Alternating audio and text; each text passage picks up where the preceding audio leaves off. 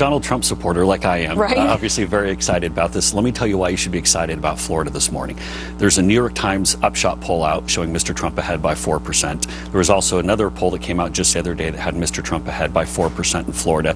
But one of the things to point to with the polling, there's polling, but we can also look at ballots returned. And usually Republicans start off behind with the absentees and early voting with all the early voting. Well, Democrats will frequently go and vote more earlier, and so going into Election Day, Republicans will usually be a little bit behind in Florida. Here's what's important. We're already 100,000 votes ahead of the pace of where Mitt Romney was 4 years ago. And that's a combination of Republicans being up 7% and Democrats being down 10%. So from our perspective, we're very excited where Mr. Trump is, and Florida's looking very good.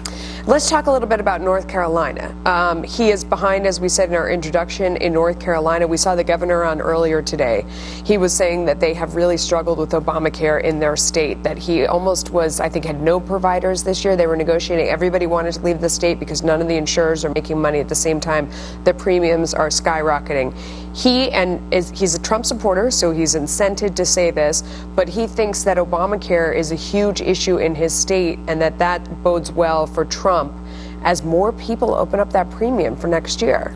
The Obamacare news this past week really is what started moving a big chunk of this trend. You think it was that and not WikiLeaks? Well, we had the Obamacare, and then we had the $66 million Clinton Inc. pay to play, the WikiLeaks revelations, and then, of course, the FBI news on Friday. But in addition to Obamacare, North Carolina, this is a state that's been hit very hard by the trade issue. And Mr. Trump's message about renegotiating some of these trade deals is really cutting through.